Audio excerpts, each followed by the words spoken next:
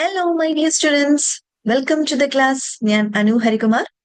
നമ്മൾ ബിസിനസ് സ്റ്റഡീസിന്റെ നമുക്ക് പബ്ലിക് എക്സാമിനേഷന് വേണ്ടിയിട്ടുള്ള ചാപ്റ്റേഴ്സിന്റെ ഒരു റിവിഷൻ സെഷൻസ് ആണ് ഇപ്പോൾ നമ്മൾ നടക്കുന്നത്. അപ്പോൾ നമ്മൾ ഇതിനു മുമ്പ് എക്സാമിന് വേണ്ടിയിട്ടുള്ള 2 വീഡിയോസ് ഓൾറെഡി അപ്ലോഡ് ചെയ്തിട്ടുണ്ട്. കാണാത്തവരുണ്ടെങ്കിൽ അത് മസ്റ്റ് ആയിട്ടും കാണാം കേട്ടോ. അപ്പോൾ നമ്മൾ ഇന്ന് പഠിക്കാൻ പോകുന്നത് നമ്മുടെ ചാപ്റ്റർ 7 ആണ്, പ്ലാനിങ് ആൻഡ് ഓർഗനൈസിങ്. അപ്പൊ പഠിക്കാൻ പോകുന്നതല്ല, നമ്മൾ ഇതിനകത്ത് മെയിൻ ആയിട്ടുള്ള കുറച്ച് പോർഷൻസ് ഡിസ്കസ് ചെയ്യാണ് കേട്ടോ. അപ്പൊ ഇതില് നമ്മൾ പഠിച്ചിരിക്കേണ്ടതും അറിഞ്ഞിരിക്കേണ്ടതുമായിട്ടുള്ള കുറച്ച് കാര്യങ്ങൾ എന്തൊക്കെയാണെന്നുള്ളതാണ് നമ്മൾ നോക്കുന്നത്.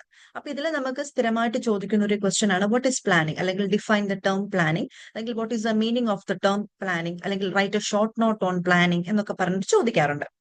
അപ്പൊ ഇതിലെന്താണ് പ്ലാനിങ്, എന്താണ്? നമ്മളിപ്പോ എന്തെങ്കിലും ഒരു കാര്യം ചെയ്യുന്നതിന് മുൻപ് ഒന്ന് പ്ലാൻ ചെയ്യും അല്ലെ?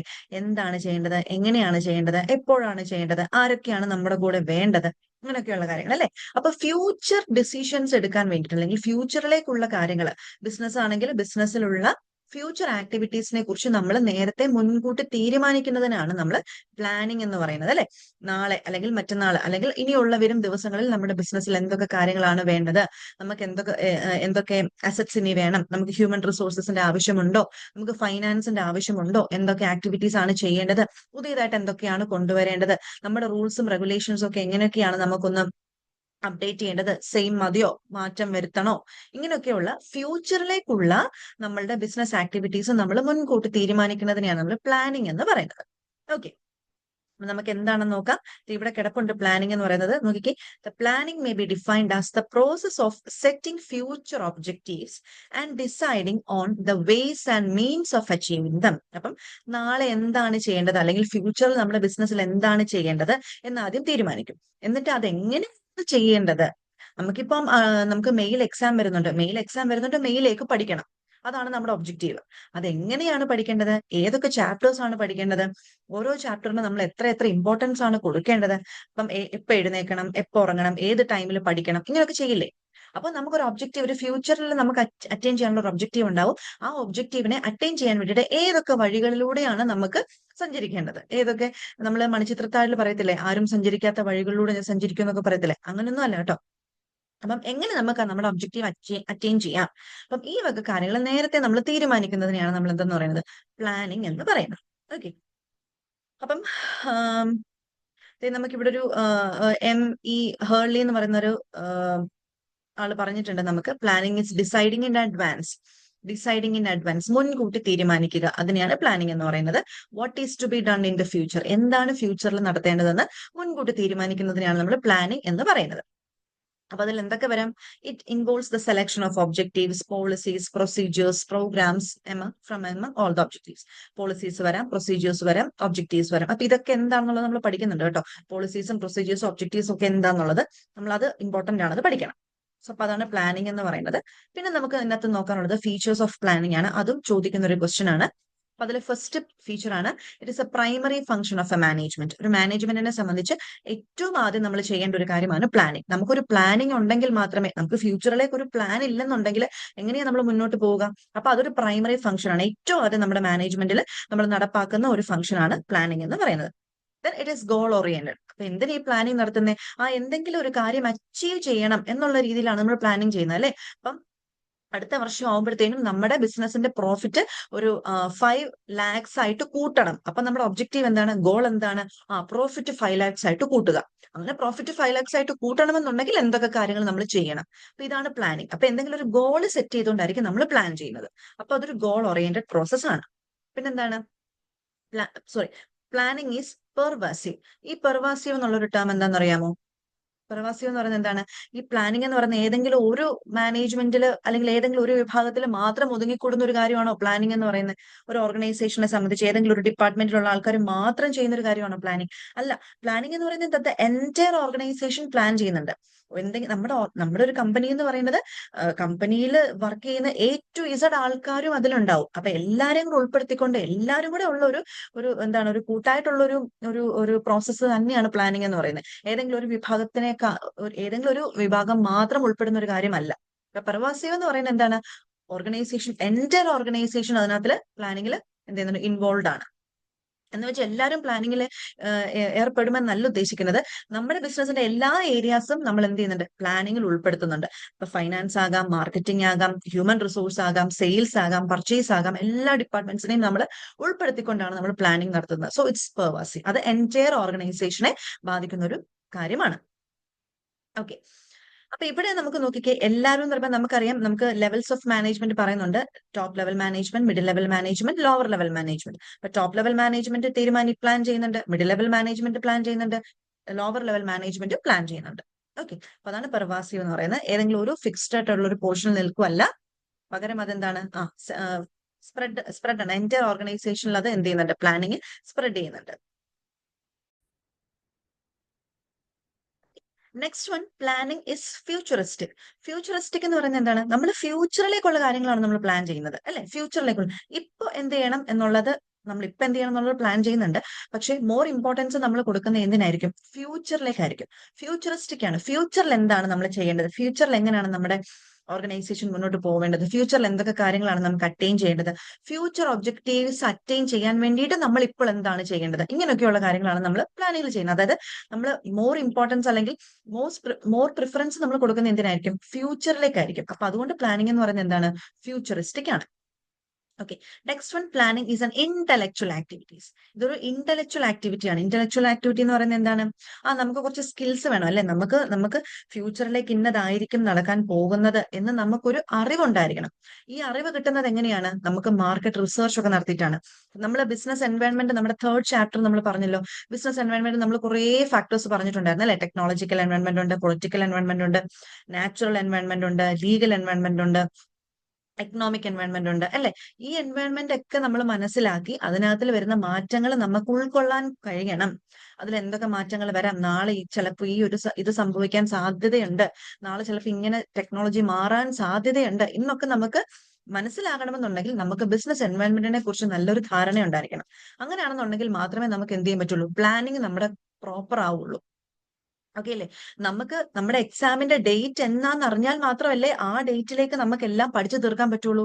പക്ഷെ എക്സാമിന്റെ ഡേറ്റ് അറിയത്തില്ല, നമ്മളിരുന്ന് പഠിത്തം പഠിച്ചുകൊണ്ടിരിക്കുമ്പോഴായിരിക്കും നമുക്ക് വരുന്നത് നാളെയാണ് എക്സാം എന്നുള്ള ഒരു വിവരം നമുക്ക് മനസ്സിലാകുന്നത്. എല്ലാം പാളി പോകത്തില്ലേ, അല്ലേ? അപ്പൊ എന്ത് ചെയ്യും, നമുക്ക് കൃത്യമായിട്ട് എക്സാമിന്റെ ഡേറ്റ് എന്നാണ് അറിയാമെന്നുണ്ടെങ്കിൽ ഓക്കെ, ആ ഡേറ്റിലേക്ക് എനിക്കിപ്പം ഈ സബ്ജക്ട് എല്ലാം പഠിച്ചു തീർക്കാൻ പറ്റും എന്നുള്ളൊരു കോൺഫിഡൻസ് വരാം, നമുക്ക് അതിനനുസരിച്ച് പഠിക്കാൻ പറ്റും. അപ്പോൾ നമുക്ക് എന്താണ്, സംഭവം എന്താണെന്ന് അറിഞ്ഞിരിക്കണം, എന്നാൽ മാത്രമേ നമുക്ക് പ്ലാൻ ചെയ്യാൻ പറ്റുള്ളൂ. അപ്പൊ അതൊരു ഇന്റലക്ച്വൽ പ്രോസസ് ആണ്. നമുക്ക് എന്താണ്, കുറച്ചുകൂടെ നമുക്ക് സ്കിൽസ് യൂസ് ചെയ്തിട്ട് വേണം നമുക്ക് പ്ലാൻ ചെയ്യാൻ. ചുമ്മാ ഇരുന്ന് നമുക്ക് അങ്ങ് എന്താണ് പ്രവചിക്കാൻ പറ്റുന്ന ഒരു സംഭവം അല്ല ബിസിനസ് പ്ലാനിങ് എന്ന് പറയുന്നത്. അപ്പൊ അതിന് കുറച്ച് എന്താണ്, നമുക്ക് കുറച്ച് ഇന്റലക്ച്വൽ അല്ലെങ്കിൽ നമുക്കൊരു കോൺസെപ്ഷണൽ സ്കിൽസ് വേണം. നമുക്ക് അതിനെക്കുറിച്ചൊരു അറിവും ബോധവും ഒക്കെ ഉണ്ടെങ്കിൽ അത് നടക്കുകയുള്ളൂ. അതാണ് ഇറ്റ്സ് ഇന്റലക്ച്വൽ പ്രോസസ് എന്ന് പറയുന്നത്. പിന്നെ വരുന്നത് planning is a continuous process. Planning continuous ആയിട്ടുള്ള ഒരു പ്രോസസ്സാണ്. നമ്മുടെ ബിസിനസ് ഓർഗനൈസേഷൻ എന്ന് വരെ നിലവിലുണ്ടോ അന്ന് വരെ നമ്മൾ നടത്തേണ്ട ഒരു കാര്യമാണ് പ്ലാനിങ് എന്ന് പറയുന്നത്. ഇന്ന് നമ്മൾ പ്ലാൻ ചെയ്തു, ഈ ഒരു വർഷം നമുക്ക് ഇത്ര ലക്ഷം രൂപ നമുക്ക് പ്രോഫിറ്റ് കാണാം, ഓക്കെ, പ്ലാൻ ചെയ്തു, ഇന്ന കാര്യങ്ങളൊക്കെ ചെയ്യണം, തീർന്നു, ക്ലോസ്ഡ്. അങ്ങനെ ഇരിക്കേണ്ട ഒരു കാര്യമല്ല പ്ലാനിങ്. നമ്മുടെ ബിസിനസ് റിസ്കിലാണ്. റിസ്ക് എന്ന് പറയുന്നത് നമ്മൾ പറഞ്ഞിട്ടുണ്ട്, ബിസിനസിന്റെ ഫീച്ചേഴ്സിലൊക്കെ നമ്മൾ ഡൈനാമിക് ആണെന്നൊക്കെ പറഞ്ഞിട്ടുണ്ട്, കോംപ്ലക്സ് ആണെന്നൊക്കെ പറഞ്ഞിട്ടുണ്ട്, അല്ലെ? ഇങ്ങനെ മാറിക്കൊണ്ടിരിക്കുന്ന ഒരു എൻവയോൺമെന്റ് ആണ് ബിസിനസ് എൻവയോൺമെന്റ്. അപ്പം അവിടെ നമ്മൾ സ്ഥിരമായിട്ട് പ്ലാൻ ചെയ്തുകൊണ്ടിരിക്കണം. അതൊരു കണ്ടിന്യൂസ് ആയിട്ടുള്ള ഒരു പ്രോസസ്സാണ്. ഒരു പ്രാവശ്യം പ്ലാൻ ചെയ്തിട്ട് പിന്നെ അങ്ങ് നിർത്തി പോകേണ്ട ഒരു കാര്യമല്ല. കണ്ടിന്യൂസ് ആയിട്ട് നമ്മൾ എന്ത് ചെയ്യണം, ഈ ഒരു പ്ലാനിങ് പ്രോസസ്സ് നടത്തണം. അപ്പൊ പ്ലാനിങ് എന്ന് പറയുന്ന ഒരു കണ്ടിന്യൂസ് പ്രോസസ് ആണ്. Next one, planning involves making choices. അപ്പൊ പ്ലാനിങ്ങിനകത്തിൽ ചോയ്സസ് ഉണ്ട്. അപ്പൊ നമുക്ക് എക്സാമ്പിൾ പറയാം. അപ്പം എന്താണ്, നമുക്ക് മെയ് 6th നമ്മുടെ എക്സാം ആണ്, നമ്മുടെ ബിസിനസ് സ്റ്റഡീസിന്റെ എക്സാം ആണ്. അപ്പം നമ്മൾ പറയാണ് മെയ് 6th ആകുമ്പോഴത്തേനും എന്റെ പോർഷൻസ് തീർക്കണം. അപ്പം ഓരോ ദിവസവും ഓരോരോ ചാപ്റ്റർ വെച്ച് വേണമെങ്കിൽ പഠിക്കാം. അതല്ലാന്നുണ്ടെങ്കിൽ ഇന്ന് 2 ചാപ്റ്റർ, നാളെ ബിസിനസ് സ്റ്റഡീസ് പഠിക്കണ്ട, അടുത്ത ദിവസം വീണ്ടും 2 ചാപ്റ്റർ, അങ്ങനെ പഠിക്കാം. അല്ലാന്നുണ്ടെങ്കിൽ ഇന്ന് 2 ചാപ്റ്റർ, നാളെ 2 ചാപ്റ്റർ, മറ്റന്നാൾ 2 ചാപ്റ്റർ, അങ്ങനെ പഠിക്കാം, അല്ലെ? എങ്ങനെ പഠിച്ചാലും നമ്മുടെ എക്സാമിന്റെ ഡേറ്റിന് മുമ്പ് പോർഷൻസ് തീർക്കണം. അപ്പം ഒരുപാട് ചോയ്സസ് ഉണ്ട്. ഒന്നെങ്കിൽ ഓരോ ദിവസവും ഓരോ ചാപ്റ്റർ പഠിക്കാം, അല്ലെങ്കിൽ ഇടവിട്ട് പഠിക്കാം, അല്ലെങ്കിൽ എല്ലാ ദിവസവും 2 ചാപ്റ്റർ വെച്ച് പഠിക്കാം. അപ്പൊ ഇഷ്ടംപോലെ ചോയ്സസ് ഉണ്ട്. ഇതിൽ ഏതാണോ കുറച്ചും കൂടെ കൺവീനിയന്റ് ആയിട്ടുള്ള ചോയ്സ്, അതായിരിക്കും നമ്മൾ ചൂസ് ചെയ്യുന്നത്. ഇപ്പൊ ബിസിനസ്സിലും അങ്ങനെയായിരിക്കും.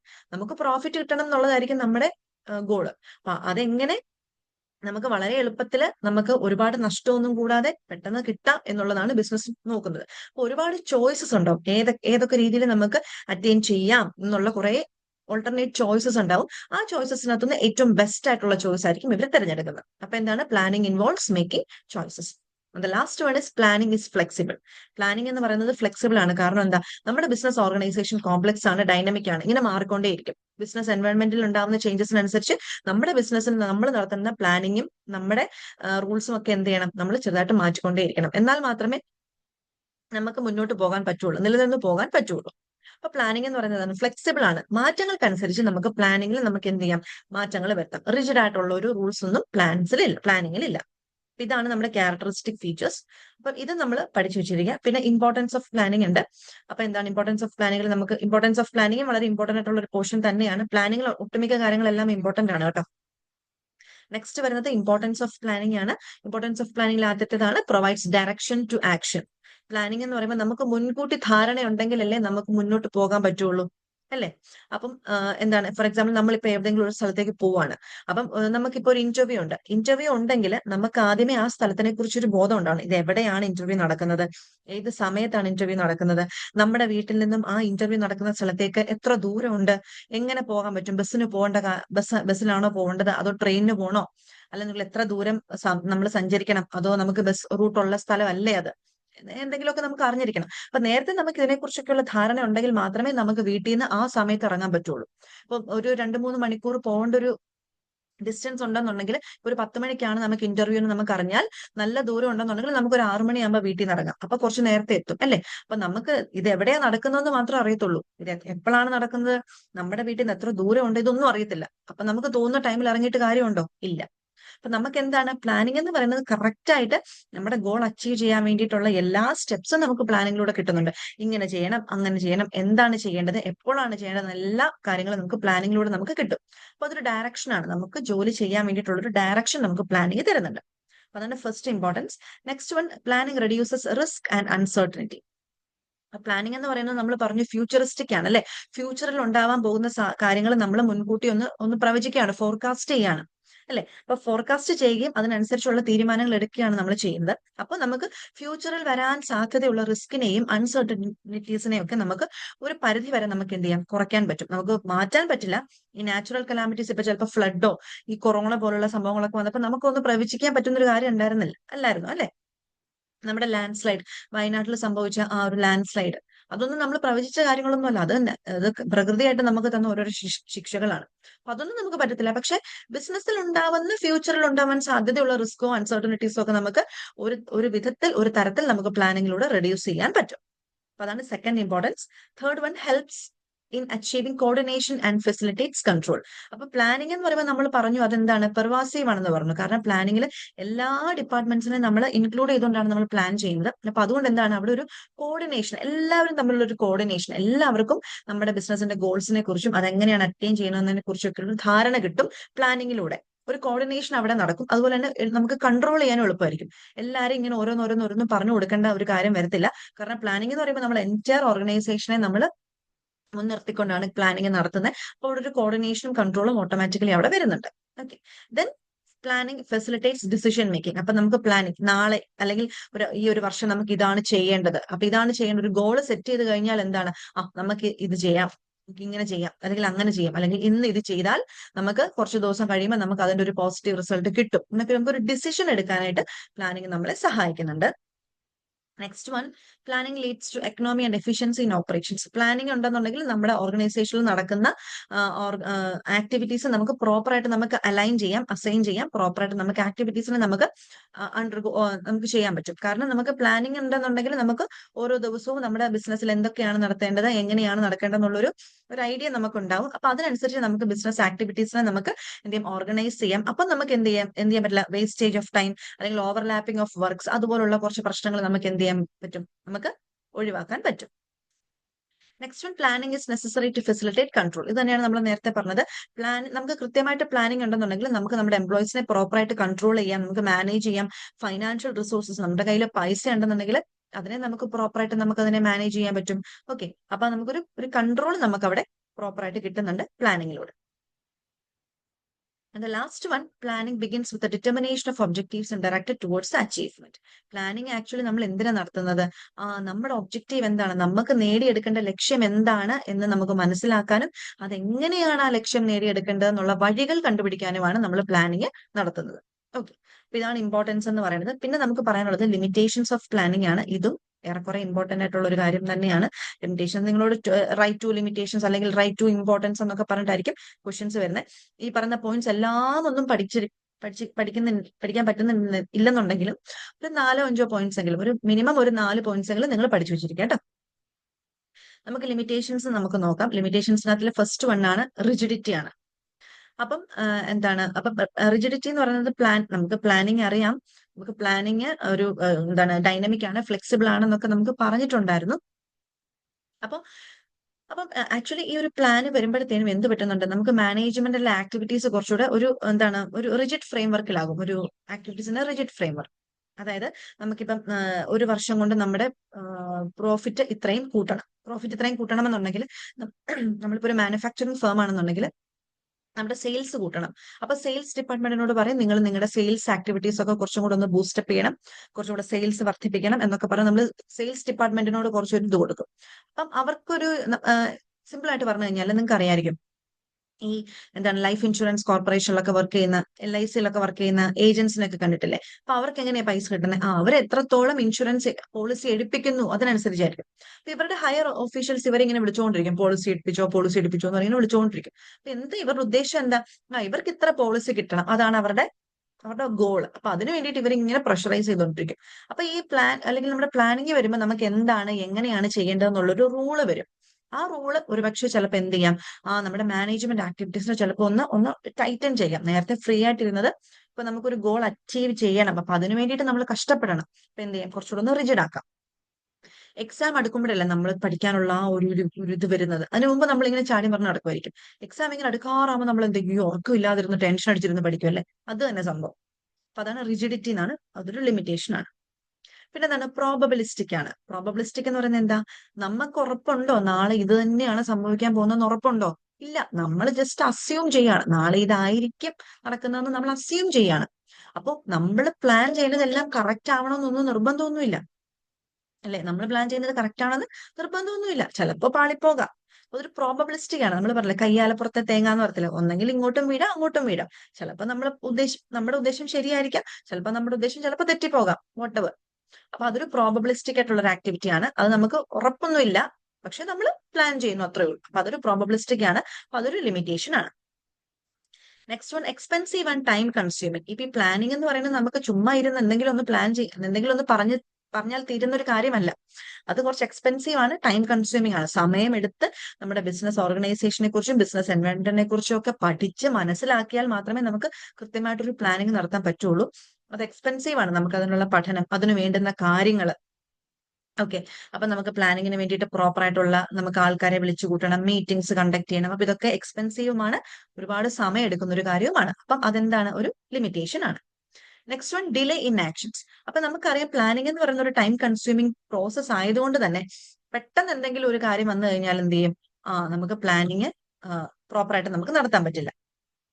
നമുക്ക് എന്താണ്, പെട്ടെന്നൊരു ഡിസിഷൻ എടുക്കണം, അപ്പൊ നമുക്ക് എന്ത് ചെയ്യാൻ പറ്റില്ല, പ്ലാനിങ്ങിൽ നമുക്ക് ഡിപ്പെൻഡ് ചെയ്യാൻ പറ്റത്തില്ല. നമുക്ക് ഇങ്ങനെ ഇപ്പം ഇന്ന് നമ്മുടെ കമ്പനിക്ക് ഒരു പ്രശ്നം ഉണ്ടായി, ഇപ്പൊ പെട്ടെന്നൊരു തീരുമാനം എടുക്കണം എന്നുണ്ടെങ്കിൽ നമ്മൾ എല്ലാവരെയും വിളിച്ചു കൂട്ടി ഇങ്ങനെ ആലോചിച്ചുകൊണ്ടിരുന്നിട്ട് കാര്യമില്ല, പെട്ടെന്ന് ക്വിക്ക് ആയിട്ട് ഡിസിഷൻ എടുക്കണം. അപ്പം പ്ലാനിങ്ങിന്റെ കേസിൽ നമുക്ക് ക്വിക്ക് ഡിസിഷൻസ് എടുക്കാൻ പറ്റില്ല. അവിടെ എന്തേ പറ്റുള്ളൂ, ഡിലേ ആണ്. കാരണം അത് ടൈം കൺസ്യൂമിങ് പ്രോസസ് ആയതുകൊണ്ട് ക്വിക്ക് ഡിസിഷൻസ് നമുക്ക് പറ്റില്ല. പിന്നെ മിസ് ഡയറക്ഷൻ. ഇവിടെ പറയുന്നത്, planning may be use to serve individual and group interest of the organisation may be ignored. അപ്പൊ നോക്കിക്കേ, മിസ് ഡയറക്ഷൻ എന്ന് പറയുന്നത് നമുക്കറിയാം, നമ്മുടെ ഓർഗനൈസേഷനിൽ ഒരു 100 പേര് വർക്ക് ചെയ്യുന്നുണ്ടെങ്കിൽ 100 പേരുടെയും ഇഷ്ടത്തിനനുസരിച്ചാണ് ഒരു ഓർഗനൈസേഷനിൽ പ്ലാനിങ് നടത്തുന്നത്? അല്ല, എല്ലാരെയും കൂടിയിരുത്തി വല്ലതും പറയുമായിരിക്കും, പക്ഷെ എല്ലാവരുടെയും കൂടെ അഭിപ്രായം നോക്കിയിട്ടൊന്നും അല്ല ഒരു ഓർഗനൈസേഷനിൽ പ്ലാനിങ് നടക്കുന്നത്. അപ്പൊ ഒരു പക്ഷെ ചിലപ്പോ ഈ പ്ലാൻസ് ചിലപ്പം അത് അക്സെപ്റ്റ് ചെയ്യാൻ പറ്റുന്നതായിരിക്കത്തില്ല, ചിലർക്ക് അക്സെപ്റ്റ് ചെയ്യാം, പക്ഷെ ചിലർക്ക് അക്സെപ്റ്റ് ചെയ്യാൻ പറ്റുന്നതായിരിക്കത്തില്ല. അതൊരു മിസ് ഡയറക്ഷൻ ആണ്. Next one, this is a false sense of security. അതെന്താണ്, ഇതൊരു തെറ്റായ ധാരണയാണ്. പ്ലാനിങ്, നമ്മൾ ഒരു ഓർഗനൈസേഷനിൽ പ്ലാനിങ് ഉണ്ടെന്ന് ടങ് ട്വിസ്റ്റ് ആവുകയാണല്ലോ. ഒരു ഓർഗനൈസേഷനിൽ പ്ലാനിങ് ഉണ്ട് എന്ന് പറഞ്ഞാൽ ആ പ്ലാൻ കറക്റ്റ് ആയിരിക്കും, ആ ഓർഗനൈസേഷനിൽ തീരുമാനങ്ങൾ കറക്റ്റ് ആയിരിക്കും, അവർക്ക് ആ വർഷം അവരുദ്ദേശിച്ച പ്രോഫിറ്റ് കിട്ടും എന്നുള്ള ഒരു ഉറപ്പല്ല പ്ലാനിങ്. നമ്മൾ ഇതിന് തൊട്ട് മുമ്പ് പറഞ്ഞു പ്രോബബിലിസ്റ്റിക് എന്ന് പറഞ്ഞല്ലേ.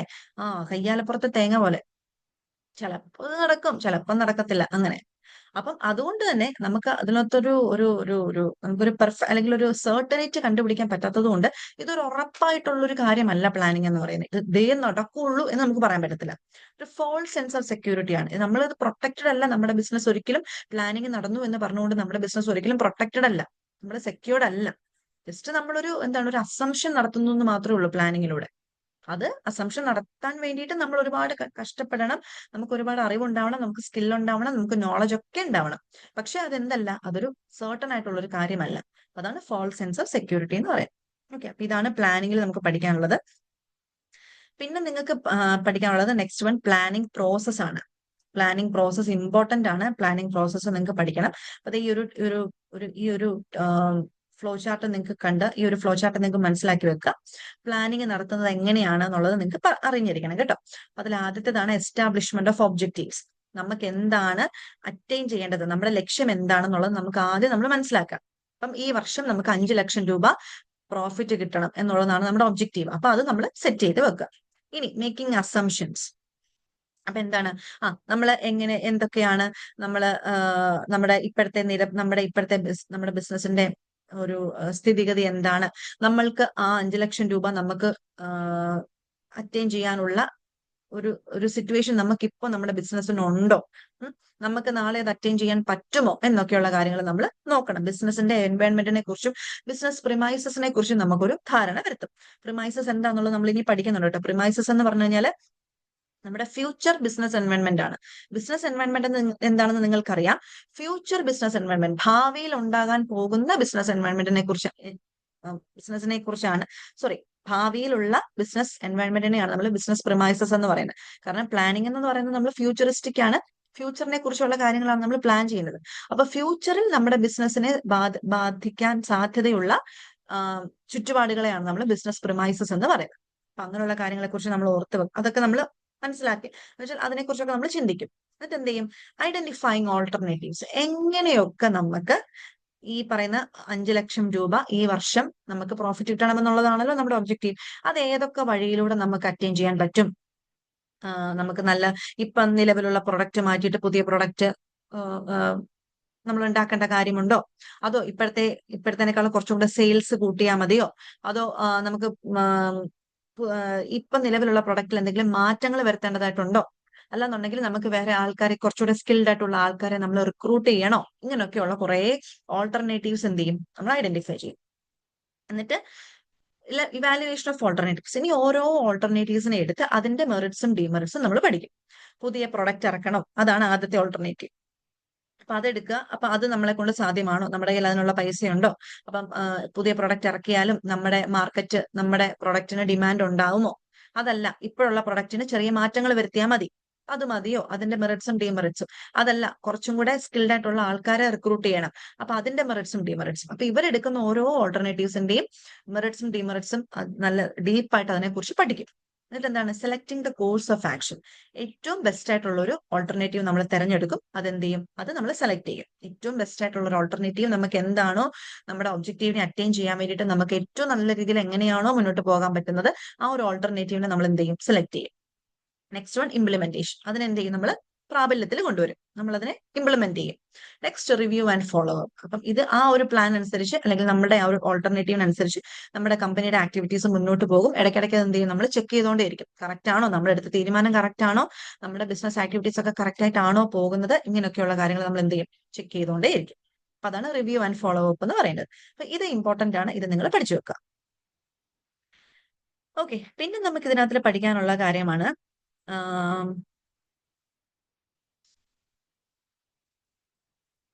Types of plans. ഇത് നിങ്ങളോട് ചോദിക്കും. ടൈപ്സ് ഓഫ് പ്ലാൻസ് ഇമ്പോർട്ടന്റ് ആണ്. നമുക്കൊരു സത്യത്തിൽ പറഞ്ഞാൽ നമുക്ക് എല്ലാം ഇമ്പോർട്ടന്റ് ആണല്ലേ. ടൈപ്സ് ഓഫ് പ്ലാൻസ് ഇമ്പോർട്ടന്റ് ആണ്. ടൈപ്സ് ഓഫ് പ്ലാൻസ് കഴിഞ്ഞു കഴിഞ്ഞാൽ പിന്നെ വരുന്നത് നമ്മുടെ ഒരു ബിസിനസ് പ്രിമൈസസ് വരുന്നുണ്ട്. ഇവിടെ നമ്മുടെ ബിസിനസ് പ്രിമൈസസ് എന്ന് പറയുന്ന ഒരു ടോപ്പിക് വരുന്നുണ്ടല്ലോ. അതെവിടെയാണത്? അതെ, ഇവിടെ ഉണ്ട്. സോറി സോറി, ഇവിടെ ഉണ്ടായിരുന്നു കേട്ടോ. പ്രിമൈസസ്. Okay, planning premises.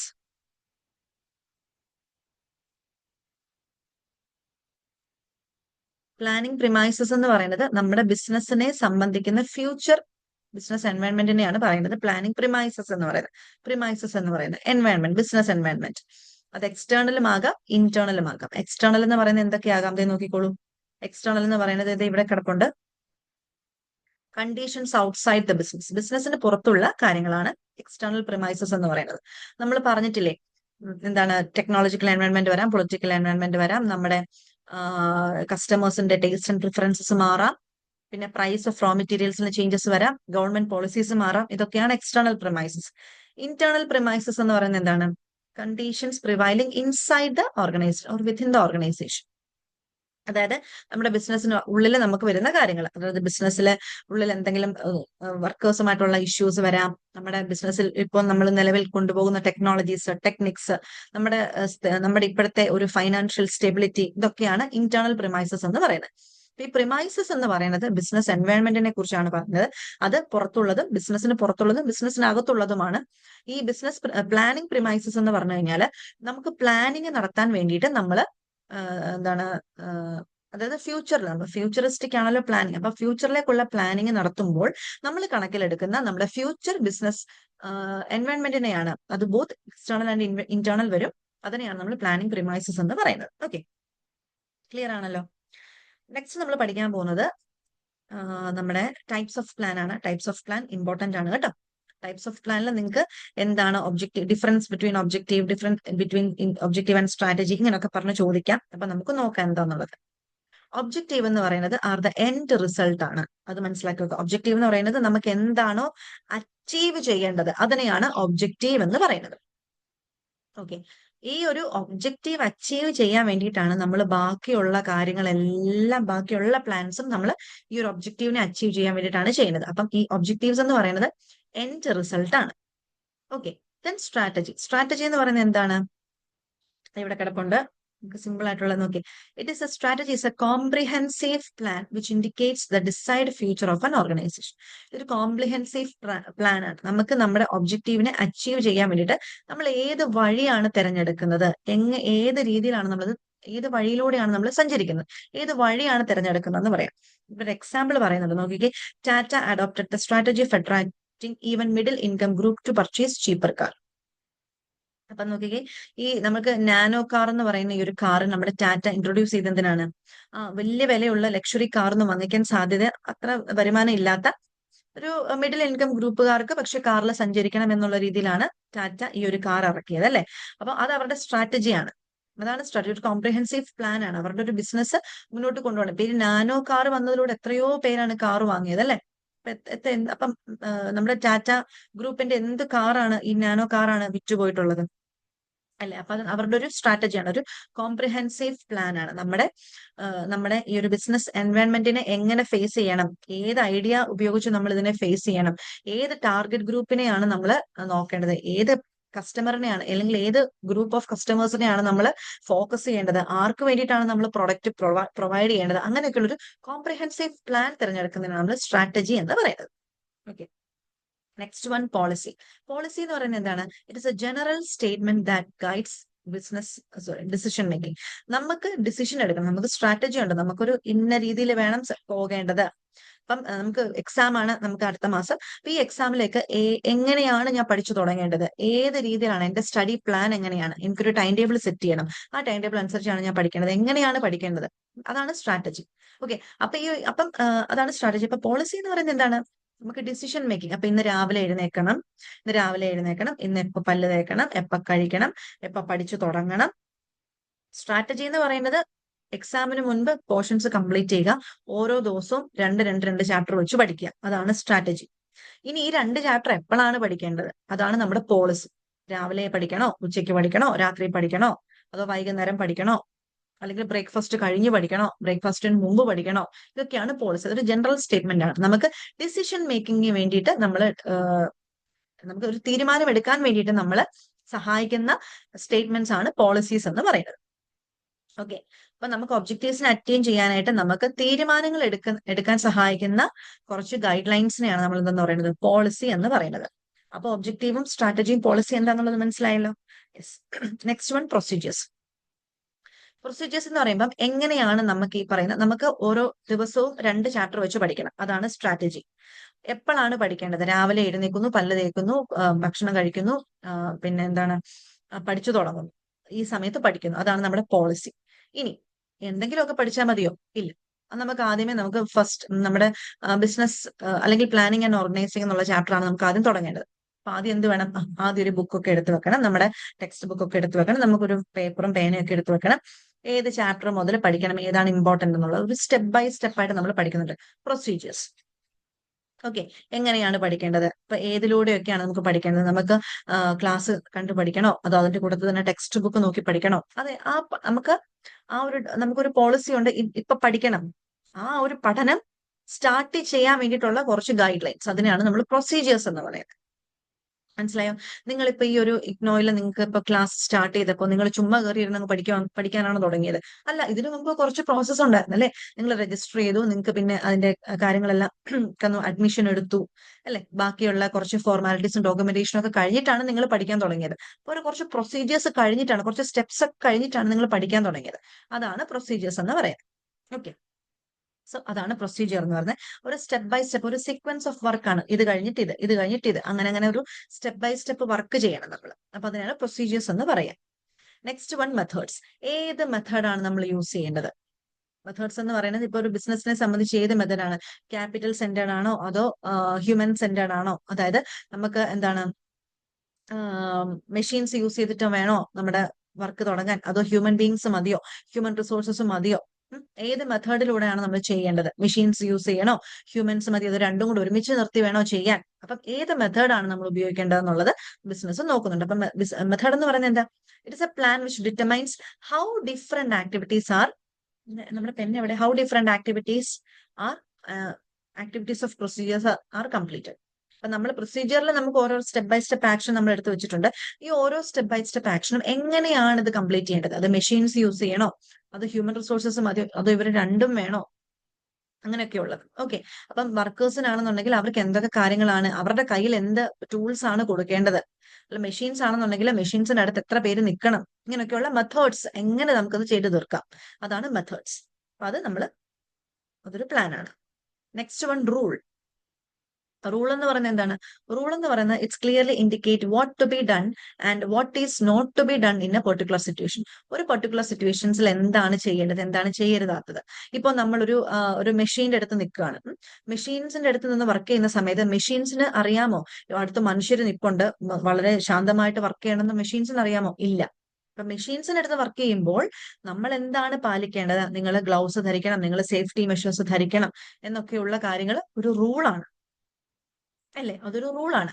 നമ്മളിപ്പോ എന്തെങ്കിലും ഒരു ഫുഡ് മാനുഫാക്ചറിങ് കമ്പനി ആണെന്നുണ്ടെങ്കിൽ അവിടെ അവിടെ നിൽക്കുന്ന ആൾക്കാർ തലയിൽ മറ്റേ റാപ്പ് വെക്കത്തില്ലേ, മറ്റിങ്ങനെ തലയിൽ കൂടി ഇങ്ങനെ ഒരു സാധനം വെക്കത്തില്ലേ, അതും ഗ്ലൗസ് ധരിക്കണം, മാസ്ക് ധരിക്കണം. ഇതൊക്കെ റൂളാണ്. അല്ലാന്നുണ്ടെങ്കിൽ എന്ത് പറ്റും? നമ്മൾ സംസാരിച്ചുകൊണ്ടായിരിക്കും നമ്മൾ ഈ പണി ചെയ്യുന്നത്. അപ്പൊ നമ്മുടെ ഈ സലൈവയും ഒക്കെ അങ്ങോട്ട് വീഴും, മുടി ചിലപ്പോൾ വീഴാൻ സാധ്യതയുണ്ട്. അപ്പം അങ്ങനെ പ്രൊട്ടക്ട് ചെയ്യാൻ വേണ്ടിയിട്ടാണ് നമ്മളിങ്ങനെ ഈ ഒരു തലയിൽ ഇങ്ങനെ നമ്മൾ കവർ ചെയ്യും, നമ്മൾ തലമുടി ഹെഡ് കവർ ചെയ്യുന്നതും മാസ്ക് വെക്കുന്നതും ഗ്ലൗസ് വെക്കുന്നതും ഒക്കെ. അപ്പൊ അതൊരു റൂളാണ്.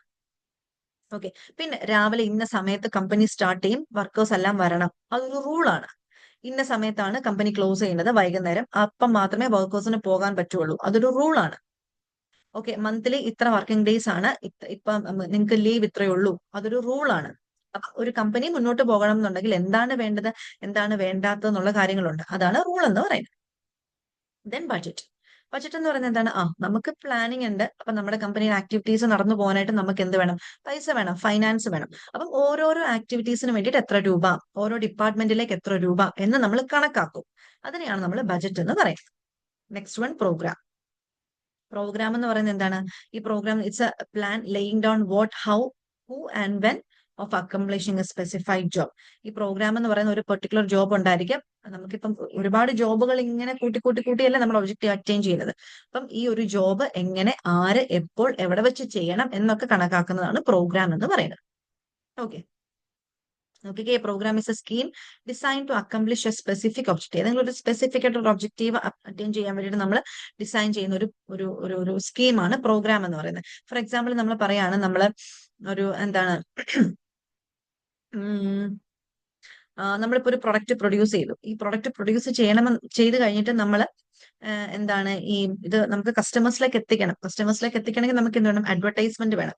അഡ്വർടൈസ്മെന്റ് എന്ന് പറയുന്നത് നമുക്ക് ഒരു എക്സാമ്പിൾ, ഒരു പ്രോഗ്രാം ആയിട്ട് നമുക്ക് വേണമെങ്കിൽ എടുക്കാം. ഓക്കെ, നമ്മളിവിടെ പറയുന്നുണ്ട്, സിമ്പിൾ ആയിട്ട് പറയുന്നുണ്ട്, programme is a set of objectives, policies, procedures, methods, budgets etcetera. അപ്പൊ ഇതിന്റെ എല്ലാത്തിന്റെയും കൂടെ ഒരു സം ടോട്ടൽ ആണ് പ്രോഗ്രാം എന്ന് പറയുന്നത്. ഒബ്ജക്റ്റീവും പോളിസീസും പ്രൊസീജിയേഴ്സും മെത്തേഡ്സും ബഡ്ജറ്റ്സും ഒക്കെ നമ്മൾ പറഞ്ഞു, അതിന്റെ ഒരു സം ടോട്ടൽ ആണ് പ്രോഗ്രാം. അപ്പൊ ഇതെല്ലാം പ്രൊഡക്റ്റ് എല്ലാം പ്രൊഡ്യൂസ് ചെയ്ത് കഴിഞ്ഞു, നമുക്കത് കസ്റ്റമേഴ്സിലേക്ക് എത്തിക്കണം, നമുക്ക് നമ്മുടെ മാർക്കറ്റിലേക്ക് എത്തിക്കണം. അപ്പൊ അതിന് വേണ്ടിയിട്ട് നമ്മുടെ ഒബ്ജക്റ്റീവ് അച്ചീവ് ചെയ്യണം. അപ്പൊ നമുക്ക് നല്ലൊരു പ്രൊഡക്റ്റ് ആണ് പ്രൊഡ്യൂസ് ചെയ്യുന്നത് എന്നുള്ളതാണ് നമ്മുടെ ഒബ്ജക്റ്റീവ് എന്നുണ്ടെങ്കിൽ അതിന് വേണ്ടിയിട്ടുള്ള കാര്യം. അതല്ല നമുക്ക് പ്രോഫിറ്റ് ആണ് അറ്റൈൻ ചെയ്യാന്നുള്ളതാണ് നമ്മുടെ ഒബ്ജക്റ്റീവ് എന്നുണ്ടെങ്കിൽ അതിന് വേണ്ടിയിട്ടുള്ള നമ്മൾ മുന്നോട്ട് വെക്കുന്ന എല്ലാ എന്താണ് മെത്തേഡ്സും സ്ട്രാറ്റജീസും പ്ലാൻസും ഇതിനെയൊക്കെയാണ് നമ്മൾ എന്താന്ന് പറയുന്നത്, പോളിസീസിനൊക്കെയാണ്, അതിന്റെ ഒരു സം ടോട്ടൽ തന്നെയാണ് നമ്മൾ പ്രോഗ്രാം എന്ന് പറയുന്നത്. ഓക്കെ, അപ്പൊ ഇതിൽ നിങ്ങൾക്ക് ഈ സ്ട്രാറ്റജി എന്താണ്, റൂൾ എന്താണ്, ഇങ്ങനെയൊക്കെയുള്ള കാര്യങ്ങളൊക്കെ ചോദിക്കും. ജസ്റ്റ് നിങ്ങൾക്ക് ഇത് മനസ്സിലായിട്ടുണ്ടെന്ന് വിശ്വസിക്കുന്നു കേട്ടോ. അപ്പൊ അത്രേ ഉള്ളൂ നമ്മുടെ പ്ലാനിങ്ങിനകത്ത് നമുക്ക് പഠിക്കാനുള്ളത്. പിന്നെ വരുന്നത് ഓർഗനൈസിംഗ് ആണ്. അപ്പൊ ഇതിൽ ഓർഗനൈസിംഗ് എന്താന്നുള്ളത് നമുക്ക് നോക്കാം. എന്താണ് organising? What is organising? So organizing can be defined as identifying and grouping of activities in the organization and bringing together the physical, financial and human resources for developing productive relationship among them for achieving the laid down objectives. Organising എന്ന് പറയുന്ന ഒന്നുമില്ല, നമ്മുടെ objectives already നമുക്കുണ്ട്. നമ്മുടെ ബിസിനസ്സിൽ എന്താണ് ചെയ്യേണ്ടതെന്നുള്ളത് നമുക്കറിയാം. ആ ചെയ്ത് വെച്ചിരിക്കേണ്ട ആ ഒരു ഒബ്ജക്റ്റീവ്സിനെ എങ്ങനെ അറ്റൈൻ ചെയ്യണം, അതിന് ഓരോ കാര്യങ്ങളും എങ്ങനെയാണ് നമ്മൾ സെറ്റ് ചെയ്ത് വെക്കുന്നത്, ഓരോന്നിനും നമുക്കിങ്ങനെ അസൈൻ ചെയ്യണം.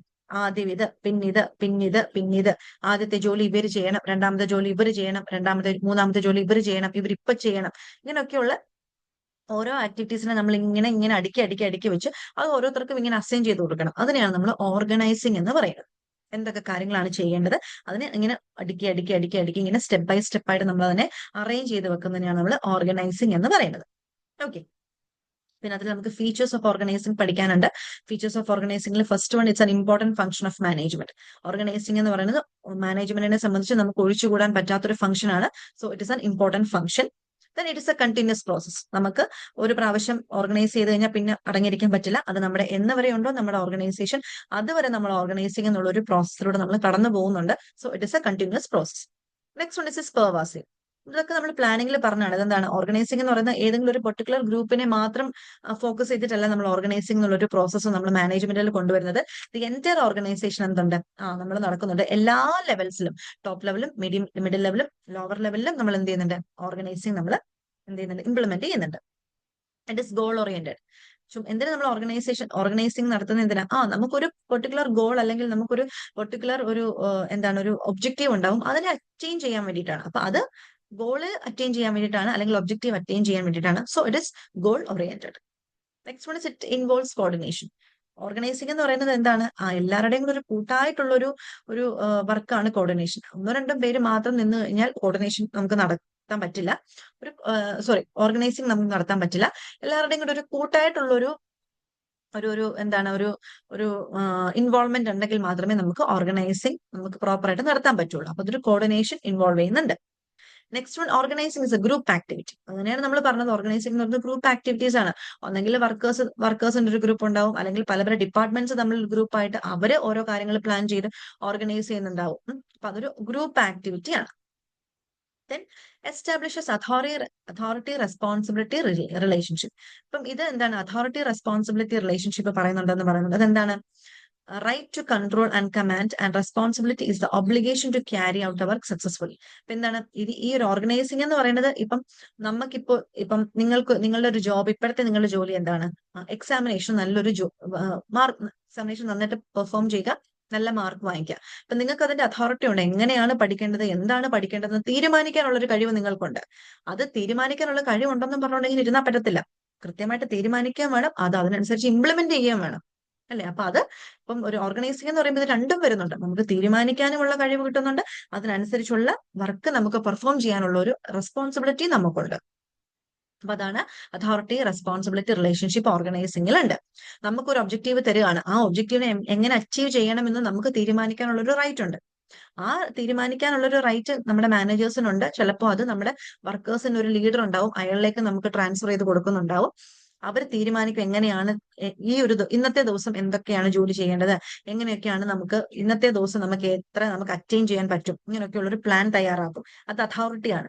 റെസ്പോൺസിബിലിറ്റി എന്ന് പറഞ്ഞാൽ ഈ തീരുമാനിച്ച് വെച്ചിരിക്കുന്ന കാര്യങ്ങൾ നമ്മൾ പ്രോപ്പറായിട്ട് ഇംപ്ലിമെന്റ് ചെയ്യണം.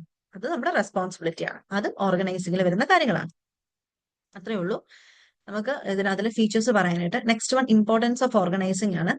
അപ്പൊ നമുക്ക് ഇതിനകത്തിൽ പറയാനുള്ള ഇമ്പോർട്ടൻസ് പഠിക്കാനുണ്ട്. ദെൻ പ്രോസസ് ഉണ്ട്, ഓർഗനൈസേഷണൽ സ്ട്രക്ചർ. ഓക്കെ,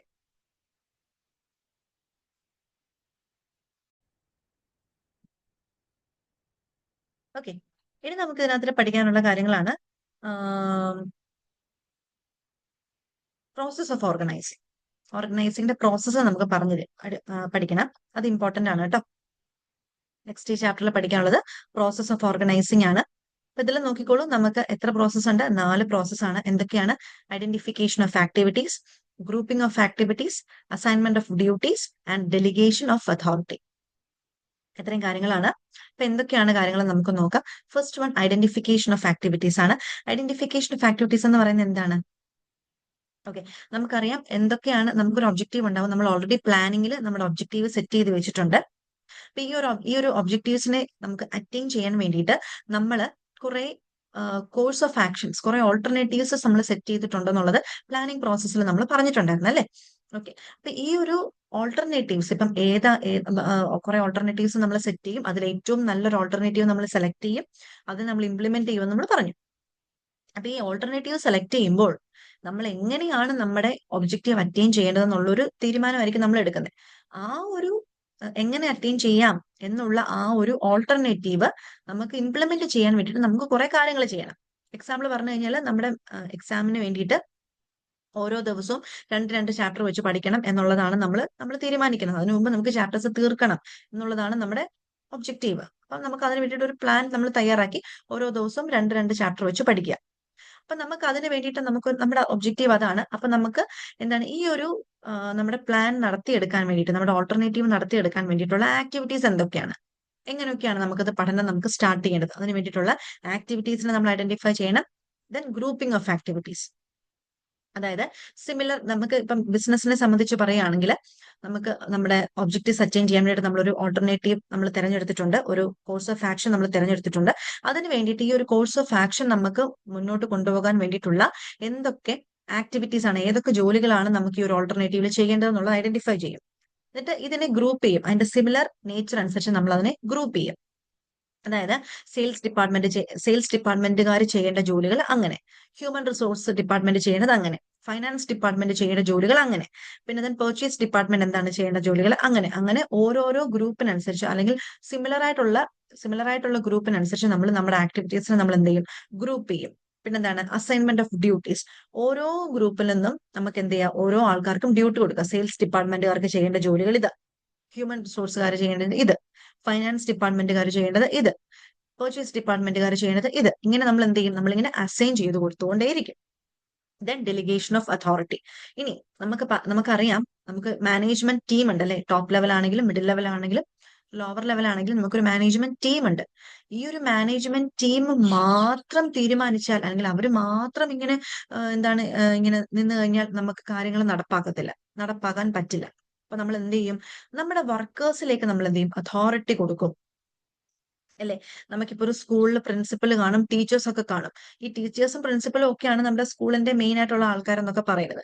പക്ഷെ നമ്മുടെ ക്ലാസ്സിൽ എന്തെങ്കിലും ഒരു ഫംഗ്ഷൻ വന്നു കഴിഞ്ഞാൽ എല്ലാം ടീച്ചേഴ്സ് ആണോ തീരുമാനിക്കുന്നത്? അല്ല, ക്ലാസ്സിലെ ലീഡേഴ്സ് കാണും, അല്ലെന്നുണ്ടെങ്കിൽ ഒരു ഗ്രൂപ്പ് കാണും. അവരോട് പറയും നിങ്ങൾ നോക്കിക്കോ, ഡാൻസിന്റെ കാര്യം നിങ്ങൾ നോക്കിക്കോ, അത്തപ്പൂവിന്റെ കാര്യം നിങ്ങൾ നോക്കിക്കോ, ഒപ്പനയുടെ കാര്യം നിങ്ങൾ നോക്കിക്കോ. ഇങ്ങനെ പറഞ്ഞിട്ട് ഓരോരോ ഗ്രൂപ്പിന് ഓരോരോ ഡ്യൂട്ടീസ് അസൈൻ ചെയ്ത് കൊടുക്കും അല്ലെ? അപ്പൊ നമുക്ക് നമ്മുടെ ഡ്യൂട്ടീസ് കൃത്യമായിട്ട് ചെയ്യാൻ പറ്റും. അല്ലാതെ എല്ലാ കാര്യങ്ങളും ഒരാൾ ചെയ്യാന്ന് പറഞ്ഞാൽ നടക്കുന്ന കാര്യമല്ല. മറ്റൊരു കാര്യം, വീട്ടിലെ കാര്യം. നമ്മുടെ വീട്ടിലെ കാര്യങ്ങളെല്ലാം, വീട് നമുക്ക് ഫുഡ് കുക്ക് ചെയ്യുന്നതാണെങ്കിലും നമുക്ക് വീട് ക്ലീൻ ചെയ്യുന്നതാണെങ്കിലും എല്ലാം നമ്മുടെ പേരൻസ് ആണ്, അമ്മയായിരിക്കും കൂടുതൽ ചെയ്യുന്നത്. നമ്മൾ ഈ അമ്മേനെ ഒന്ന് സഹായിച്ചു നോക്കിക്കേ. എളുപ്പം നമ്മുടെ ജോലി തീരത്തില്ലേ? രാവിലെ അമ്മ അടുക്കള കിടന്ന് കഷ്ടപ്പെടുന്ന സമയത്ത് നമ്മളോട് ചെന്ന് നമുക്ക് എന്തെങ്കിലും നരിഞ്ഞു കൊടുക്കോ അല്ലെങ്കിൽ ഒന്ന് ചപ്പാത്തിയൊക്കെ ഒന്ന് ഉണ്ടാക്കി കൊടുക്കുകയൊക്കെ ചെയ്തേ അമ്മയുടെ ജോലി അത്രയും കൂടെ കുറയും.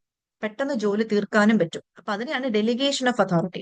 ഒരാളുടെ കയ്യിലുള്ള പവർ മറ്റൊരാളിലേക്ക് ട്രാൻസ്ഫർ ചെയ്ത് കൊടുക്കുക. അതായത് കൊച്ചു കൊച്ചു ജോലികൾ മറ്റുള്ളവർക്ക് കൊടുക്കുക. കൊടുക്കാന്ന് ഉദ്ദേശിക്കുന്നത് അവര് ജോലി ചെയ്യുന്നുണ്ട്, പക്ഷെ തീരുമാനമെടുക്കാനുള്ള ഒരു പവർ, കൺട്രോളിങ് പവർ നമ്മൾ മറ്റൊരാൾക്കൂടെ നമ്മൾ വീതിച്ചു കൊടുക്കുക. അതിനാണ് ഡെലിഗേഷൻ ഓഫ് അതോറിറ്റി എന്ന് പറയുന്നത്. അപ്പൊ ഇതാണ് നമ്മുടെ പ്രോസസ് ഓഫ് ഓർഗനൈസിംഗ് എന്ന് പറയുന്നത്. ഇത് ഇമ്പോർട്ടന്റ് ആണ്, ഇത് പഠിക്കണം കേട്ടോ. പിന്നെ നമുക്ക് ഇതിനകത്ത് വരുന്നതാണ് ഓർഗനൈസേഷണൽ സ്ട്രക്ചർ വരുന്നുണ്ട്.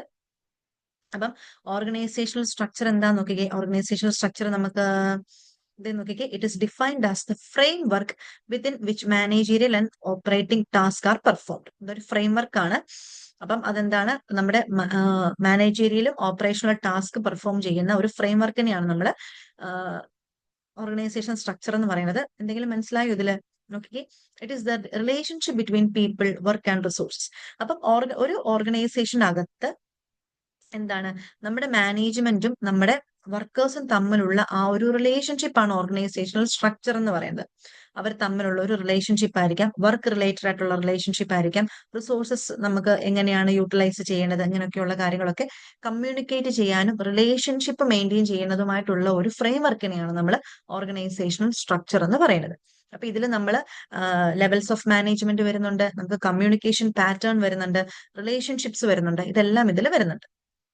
അതിനാണ് ഓർഗനൈസേഷണൽ സ്ട്രക്ചർ എന്ന് പറയുന്നത്. നമ്മൾ കുടുംബം പറയില്ലേ, കുടുംബം. ഇപ്പൊ വീട്ടിൽ അച്ഛനും അമ്മ കാണും, ഗ്രാൻഡ് പേരൻസ് കാണും, കുട്ടികൾ കാണും. അപ്പൊ ഇവർ തമ്മിൽ ഏറ്റവും മുതിർന്ന ആൾക്കാർ ഗ്രാൻഡ് പേരൻസ് ആണ്. അപ്പൊ അവരുടെ വാക്കുകൾക്കായിരിക്കും കുറച്ചുകൂടെ വില കൂടുതൽ. അത് കഴിഞ്ഞ് കഴിഞ്ഞാൽ അച്ഛനും അമ്മയും, അത് കഴിഞ്ഞ് കഴിഞ്ഞാൽ കുട്ടികൾ. അപ്പൊ അങ്ങനത്തെ ഒരു ഹൈറാർക്കിക്കൽ അറേഞ്ച്മെന്റിനെയാണ് നമ്മൾ ഓർഗനൈസേഷണൽ സ്ട്രക്ചർ എന്ന് പറയുന്നത്. അപ്പം ലെവൽസ് ഓഫ് മാനേജ്മെന്റിന്റെ ഒരു ഹൈറാർക്കിക്കൽ അറേഞ്ച്മെന്റ് ആണ് ആക്ച്വലി നമ്മുടെ ഓർഗനൈസേഷണൽ സ്ട്രക്ചർ എന്ന് പറയുന്നത്.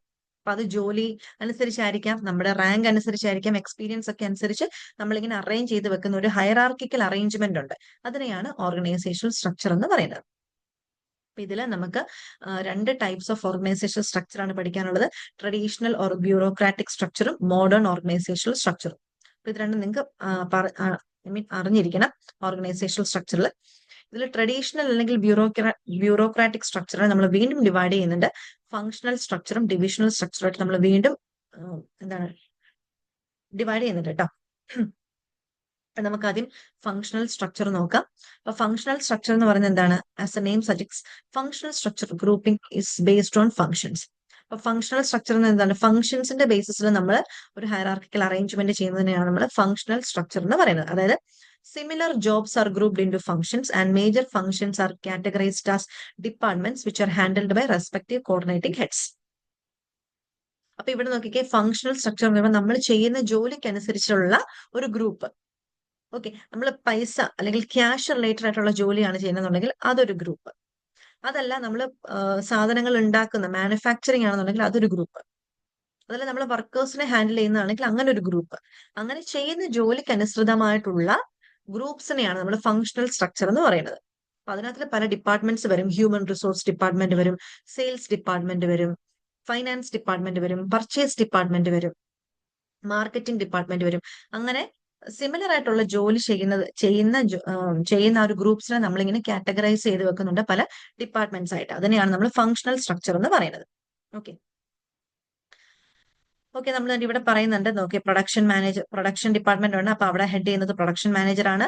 പേഴ്സണൽ മാനേജർ, അതായത് ഹ്യൂമൻ റിസോഴ്സ് ഡിപ്പാർട്ട്മെന്റ് ആണ്. അവിടെ ഹെഡ് ചെയ്യുന്ന മാനേജറിനെ നമ്മൾ പേഴ്സണൽ മാനേജർ. മാർക്കറ്റിംഗ് ഡിപ്പാർട്ട്മെന്റ് ഉണ്ട്, അവിടുത്തെ മാനേജറിനെ marketing manager. Then finance department head ചെയ്യുന്ന ആള് ഫൈനാൻസ് മാനേജർ.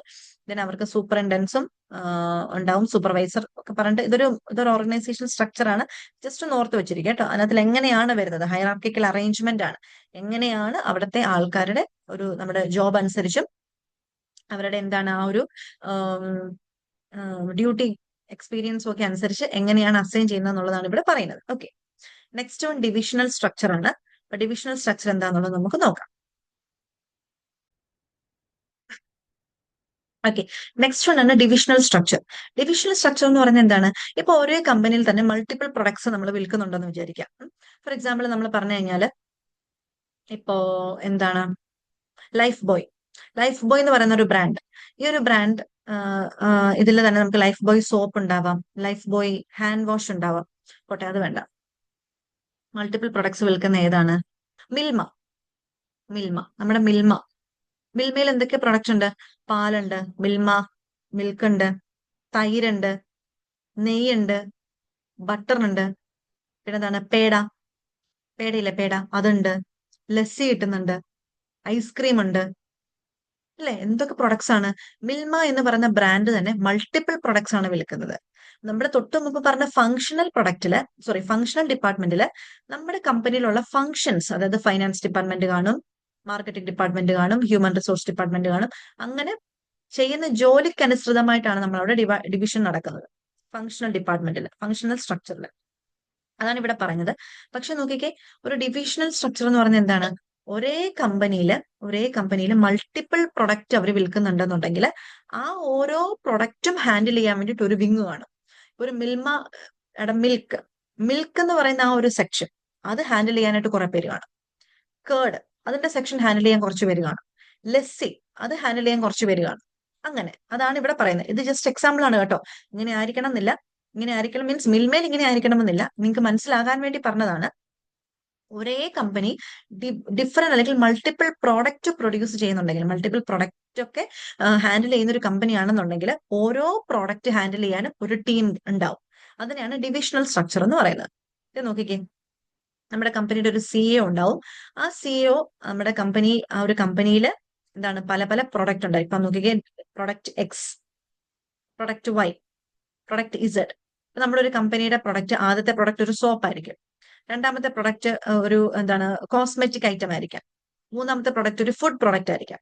സെയിം കമ്പനി തന്നെ 3 തരത്തിലുള്ള പ്രൊഡക്റ്റ് ആണ് വിൽക്കുന്നത്. ഒന്ന് സോപ്പ്, രണ്ടാമത്തേത് മറ്റു കോസ്മെറ്റിക് ഐറ്റംസ്, മൂന്നാമത്തേത് എന്താണ്, ഫുഡ് ഐറ്റംസ്. അപ്പം ഓരോ പ്രൊഡക്റ്റിനും അതിന്റെ താഴെ എന്തുണ്ടാവും?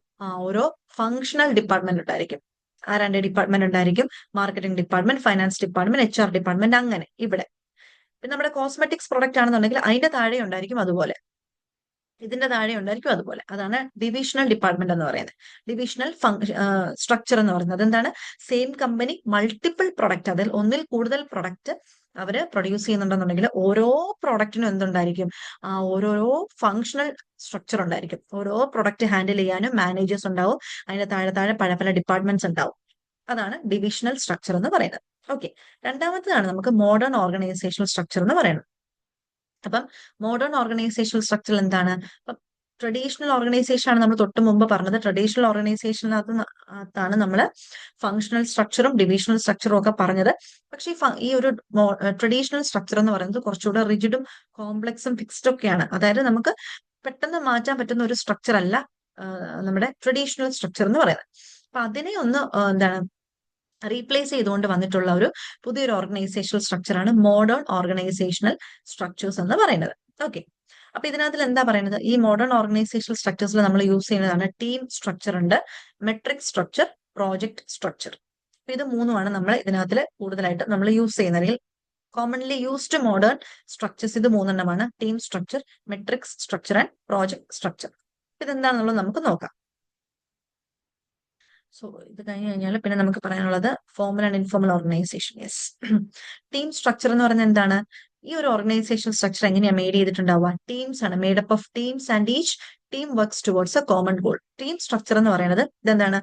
ഓരോരോ ടീംസ് ആക്കും, നമ്മുടെ വർക്കേഴ്സിനെ ഓരോരോ ടീം ആക്കും, ഓരോ ടീമിനും ഓരോ ജോലി കൊടുക്കും. ഈ ജോലി എല്ലാം കൂടി എന്തിനു വേണ്ടിയിട്ടുള്ളതാണ്? നമ്മുടെ ഒബ്ജക്റ്റീവിനെ അച്ചീവ് ചെയ്യാൻ വേണ്ടിയിട്ടാണ്. ഒരു സദ്യ ഉണ്ടാക്കണം വീട്ടില് സദ്യ ഉണ്ടാക്കണമെങ്കിൽ എന്തൊക്കെ കാര്യങ്ങൾ വേണം? അവിയല് വേണം, സാമ്പാർ വേണം, പുളിശ്ശേരി വേണം, തോരൻ വേണം, മെഴുക്കുരുട്ടി വേണം, പായസം വേണം, അല്ലേ? അപ്പം ഇതെല്ലാം ഒരാളെ കൊണ്ട് പറ്റത്തില്ല ഒറ്റയ്ക്ക്. അപ്പൊ എന്ത് ചെയ്യും? ഒരാള് ഒരു 2-3 പേര് അവിയൽ സെക്ഷൻ, 2-3 പേര് സാമ്പാർ വെക്കാൻ, 2-3 പേര് പരിപ്പ് വെക്കാൻ, 2-3 പേര് പായസം വെക്കാൻ. ഓക്കെ, അപ്പൊ ഓരോരുത്തർക്കും ഓരോരോ ജോലി കൊടുത്തു. ഇവരെല്ലാരും ഉണ്ടാക്കി കഴിയുമ്പോൾ നമുക്ക് എന്ത് കിട്ടും? നമ്മുടെ സദ്യ റെഡി. അതാണ് ടീം സ്ട്രക്ചർ എന്ന് പറയുന്നത്. ടീം ഉണ്ടാക്കുക, ഓരോ ടീമിനും ഓരോരോ ജോലി കൊടുക്കുക. Next one, metric structure. എന്താണ് ഈ മെട്രിക്സ് എന്ന് പറയുന്നത്? നോക്കിക്കേ, it is N effective system for project based organisations. Project based organisations, ഈ പ്രോജക്ട് ബേസ്ഡ് എന്ന് പറയുമ്പോൾ ഇത്ര നിശ്ചിത കാലയളവിൽ ചെയ്ത് തീർക്കേണ്ട ഒരു കാര്യത്തിനാണ് നമ്മൾ പ്രോജക്ട് എന്ന് പറയുന്നത്, കേട്ടോ. ഒരു വർഷം കൊണ്ട് അല്ലെങ്കിൽ 2 വർഷം കൊണ്ട് നമ്മൾ ചെയ്ത് തീർക്കേണ്ട ഒരു കാര്യം. നമ്മൾ ഈ വലിയ വലിയ ഫ്ലാറ്റ് ഒക്കെ പണിയത്തില്ലേ, അതൊക്കെ ഓരോ പ്രോജക്റ്റ് ആണ്. ഒരു 5 വർഷം കൊണ്ട് തീർക്കേണ്ട ഒരു ജോലിയാണ് പ്രോജക്റ്റ്. ഈ 5 വർഷം കൊണ്ട് നമ്മളിത് തീർക്കണം.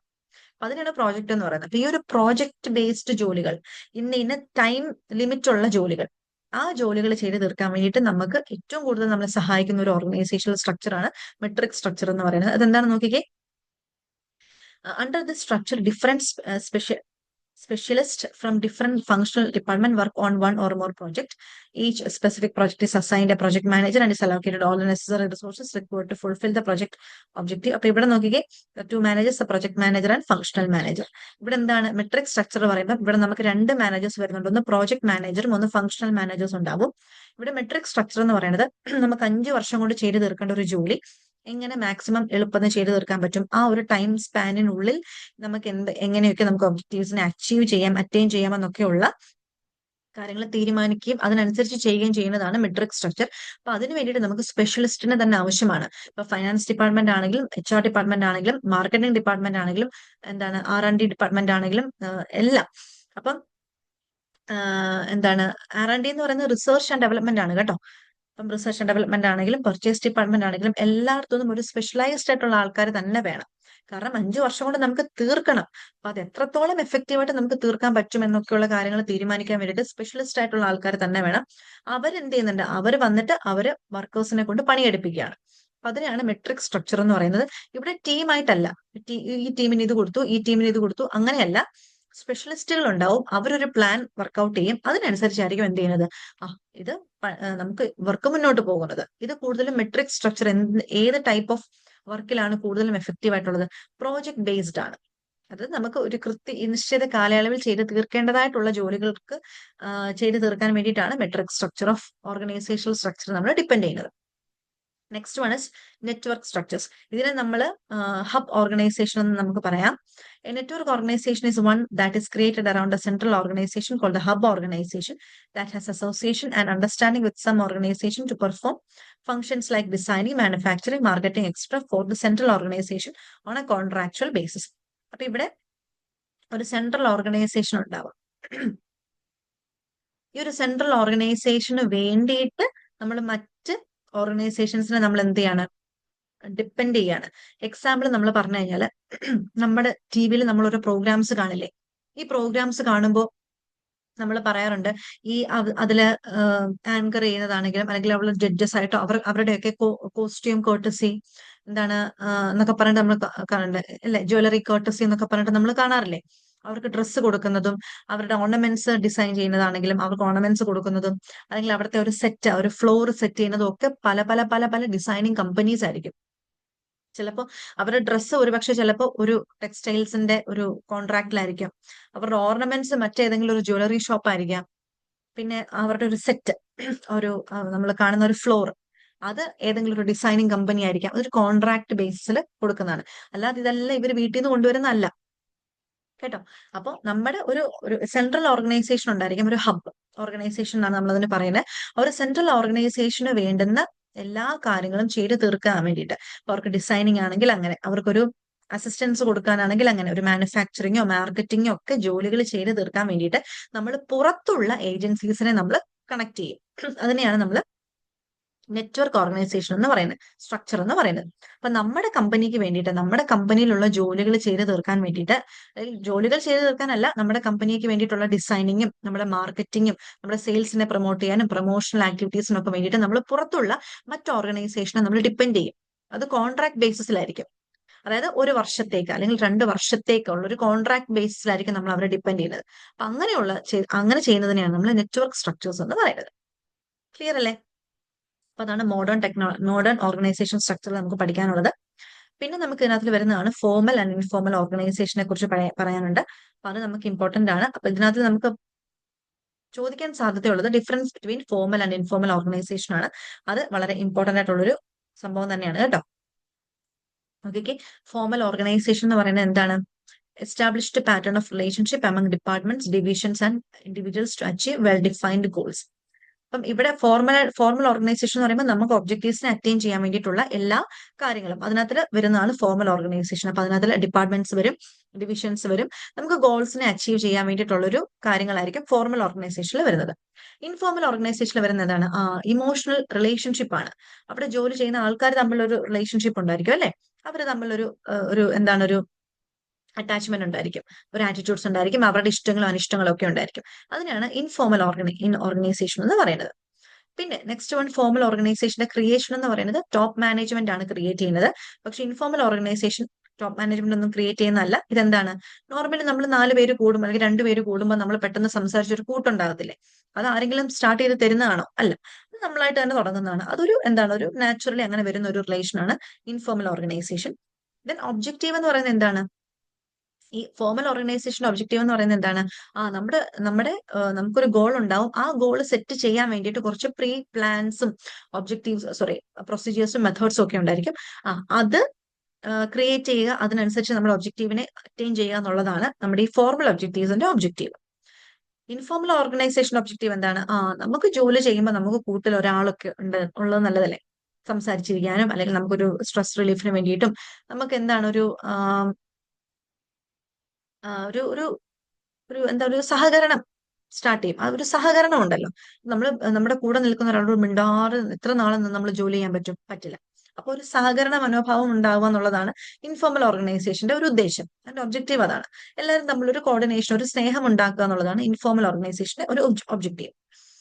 ഇവിടെ അതോറിറ്റി എന്ന് പറയുന്നത് എന്താണ്, authority of every employee is defined in the organisational structure in accordance with the job position. ഇവിടുത്തെ അതോറിറ്റി എന്ന് പറയുന്നത് ഓരോരുത്തരുടെയും ജോലിക്ക് അനുസൃതമായിട്ടാണ് അവരുടെ മേലുള്ള അതോറിറ്റി. പക്ഷെ ഇവിടെ എന്താണ്, നമ്മൾ ഒരാളോട് സംസാരിക്കുന്ന എന്താ, അയാളുടെ ഒരു പേഴ്സണൽ ക്വാളിറ്റി നോക്കിയിട്ടായിരിക്കും, അയാൾ നല്ലതാണോ ചീത്തയാണോ എന്നൊക്കെ നോക്കിയിട്ടായിരിക്കും നമ്മൾ അയാളോട് സംസാരിക്കുന്നത്. ഓക്കെ, നെക്സ്റ്റ് നേച്ചർ എന്ന് പറയുന്നത് formal organisation is permanent and stable. ഇവിടെ നമുക്ക് ഒബ്ജക്റ്റീവ്സിനെ അച്ചീവ് ചെയ്യുക, അതിന് വേണ്ടിയിട്ടുള്ള റൂൾസും റെഗുലേഷൻസും ഫോളോ ചെയ്ത് ജോലി എടുക്കുക, അത് ഫിക്സ്ഡ് ആണ്. അതായത് നമുക്ക് അതിനകത്തൊന്നും നമുക്ക് വ്യതിചലിക്കാൻ പറ്റില്ല.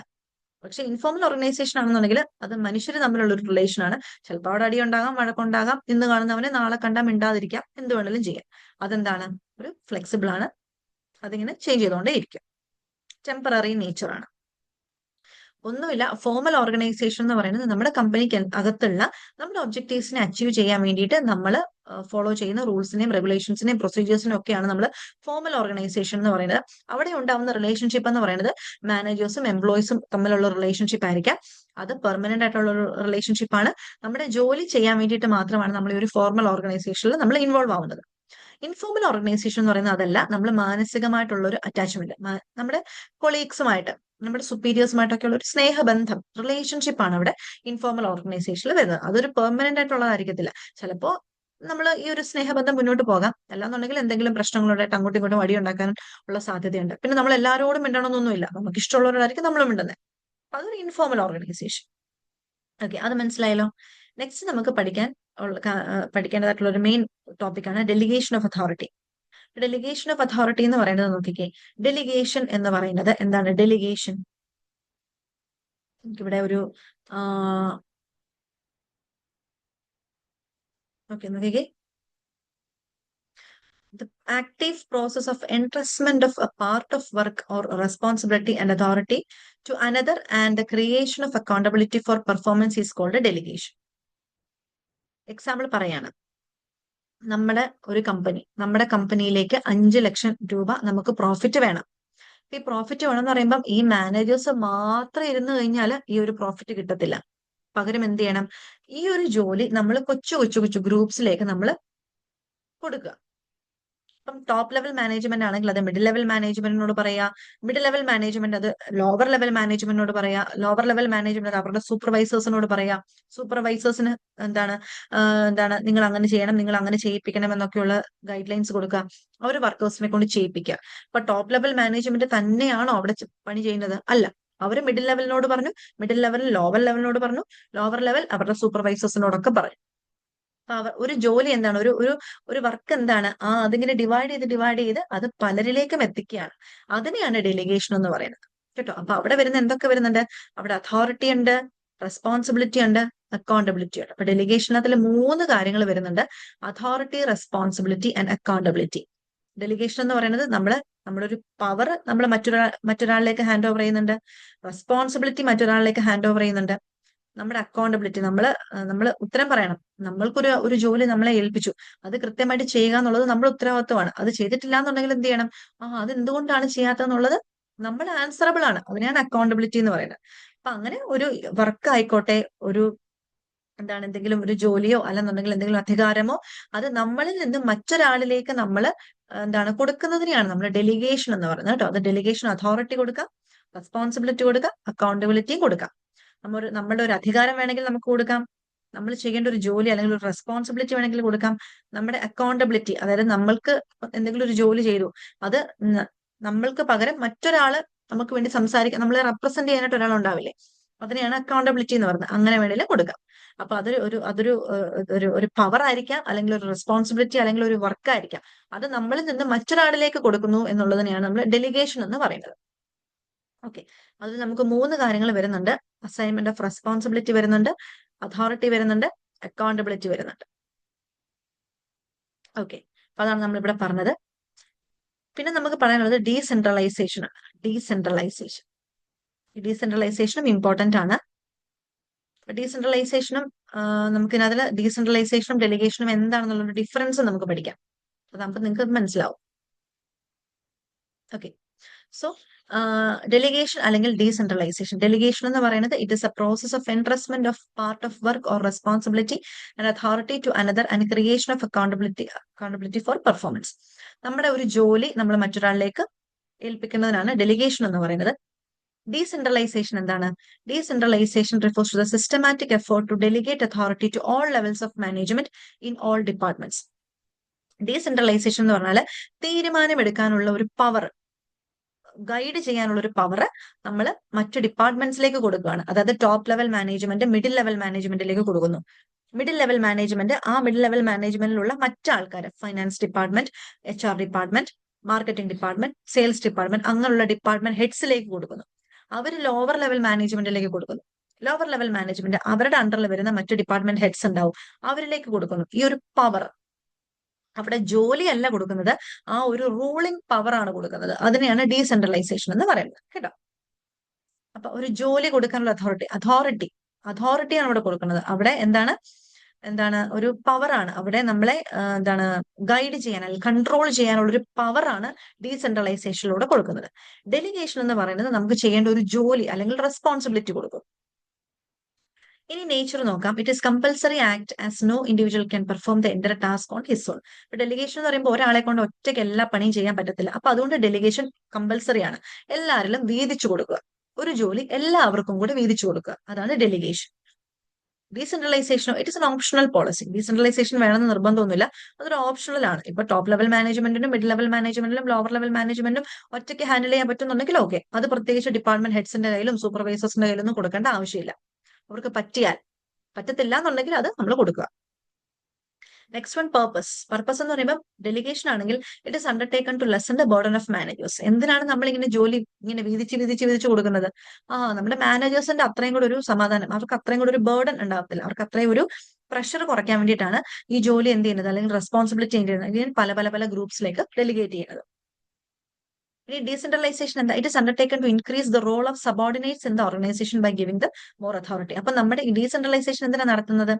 ഡീസെൻട്രലൈസേഷൻ നടത്തുന്നത് നമ്മുടെ സബോർഡിനേറ്റ്സിലൂടെ കുറച്ചുകൂടി ഇമ്പോർട്ടൻസ് കിട്ടാനാണ്. ഇപ്പൊ നമ്മുടെ കൂടെ നിൽക്കുന്ന ഒരാൾക്ക് നമ്മൾ നീ ഇത് ചെയ്യണം, നീ വേണം ഇത് ചെയ്യാൻ, നീ ചെയ്താലേ ശരിയാവത്തുള്ളൂ, നീ ഇതെല്ലാം നോക്കി കണ്ടും ചെയ്തോണം എന്നൊക്കെ നമ്മൾ ഒരാളോട് പറഞ്ഞാൽ അവർ വിചാരിക്കും, അയ്യോ ഞാൻ എന്തോ വലിയ സംഭവമാണ്, ഓക്കെ എനിക്ക് അവൻ എന്തായാലും തന്ന ഒരു ജോലിയാണ്, ഞാൻ ചെയ്തിരിക്കും എന്നൊക്കെ ഒരു അകത്തു നിന്നുള്ളൊരു ഒരു റെസ്പോൺസിബിലിറ്റി വരും അല്ലെ. അപ്പൊ നമ്മുടെ സബോർഡിനേറ്റ്സിനെയും കൂടെ കുറച്ചും കൂടെ നമ്മുടെ കമ്പനിയിലേക്ക് കുറച്ചും കൂടെ ഒന്ന് അട്രാക്ട് ചെയ്യാനും അതുപോലെ തന്നെ അവർക്ക് കുറച്ചും കൂടെ റെസ്പോൺസിബിലിറ്റി, അവർക്ക് കുറച്ചും കൂടെ ഒരു കമ്മിറ്റ്മെന്റ് തോന്നാനും ഒക്കെ വേണ്ടിയിട്ടാണ് നമ്മൾ ഡീസെൻട്രലൈസേഷൻ പ്രൊവൈഡ് ചെയ്യുന്നത്. Next one, delegation is a narrow scope as it is limited to superiors and their immediate subordinates. Decentralisation is wide in scope as it involves all levels of management. അപ്പം delegation എന്ന് പറയുന്നത് ഇപ്പം ഒരു finance ഡിപ്പാർട്ട്മെന്റും ഒരു finance ഡിപ്പാർട്ട്മെന്റും അതുപോലെ തന്നെ നമ്മുടെ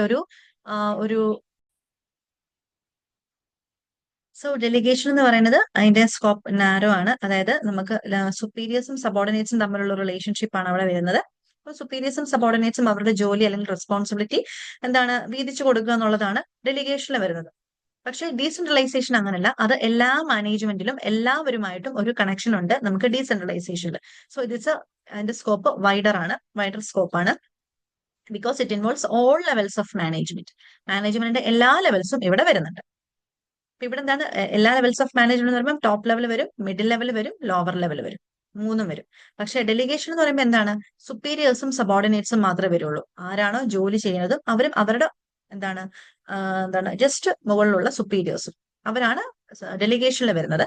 പക്ഷെ ഡീസെൻട്രലൈസേഷനിൽ എല്ലാ ലെവൽസ് ഓഫ് മാനേജ്മെന്റും വരുന്നുണ്ട്. ടോപ്പ് ലെവൽ വരുന്നുണ്ട്, മിഡിൽ ലെവൽ വരുന്നുണ്ട്, ലോവർ ലെവൽ വരുന്നുണ്ട്. അപ്പം ഡീസെൻട്രലൈസേഷൻ ഒരു വൈഡർ സ്കോപ്പാണ്, പക്ഷെ ഡെലിഗേഷൻ ഒരു നാരോ സ്കോപ്പാണ്. ഓക്കെ. ദെൻ റെസ്പോൺസിബിലിറ്റി പറഞ്ഞു കഴിഞ്ഞാൽ responsibility is not shared and remains with the superior.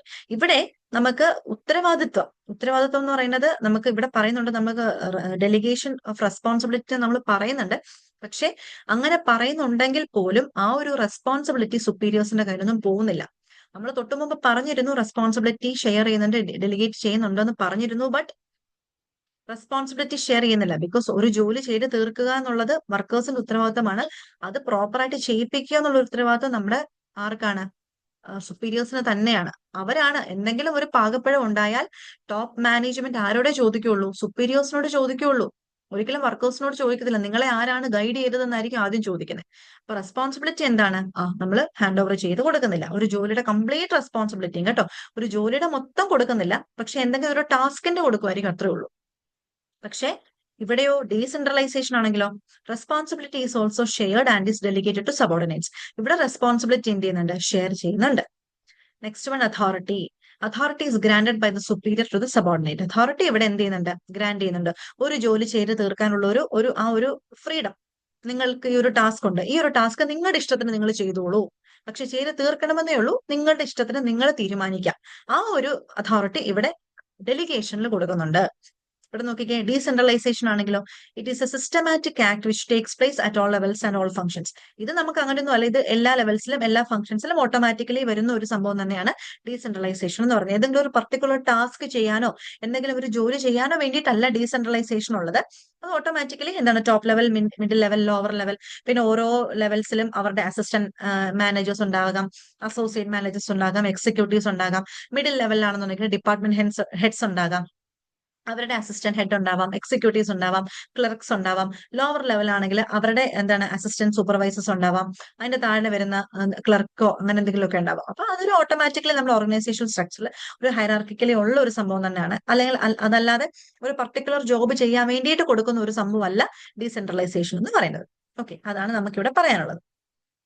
അപ്പോ ഇത്രേ ഉള്ളൂ നമ്മുടെ ഈ ഒരു ചാപ്റ്റർ എന്ന് പറയുന്നത്. അപ്പൊ ഇതിൽ നമ്മൾ എല്ലാം ഭയങ്കര ഡീറ്റെയിൽഡ് ആയിട്ടൊന്നും പറഞ്ഞിട്ടില്ല. സോ നമുക്ക് അത്യാവശ്യം എക്സാംസിന് ചോദിക്കുന്ന കുറച്ച് കാര്യങ്ങൾ മാത്രമാണ് നമ്മൾ പറഞ്ഞിട്ടുള്ളത്. സോ നിങ്ങൾ ഈ ഒരു ക്ലാസ് കാണുക. നെക്സ്റ്റ് ക്ലാസ് നമുക്ക് ഇനി വരുന്ന ദിവസങ്ങളിൽ അപ്ലോഡ് ചെയ്യുന്നതായിരിക്കും. So thank you.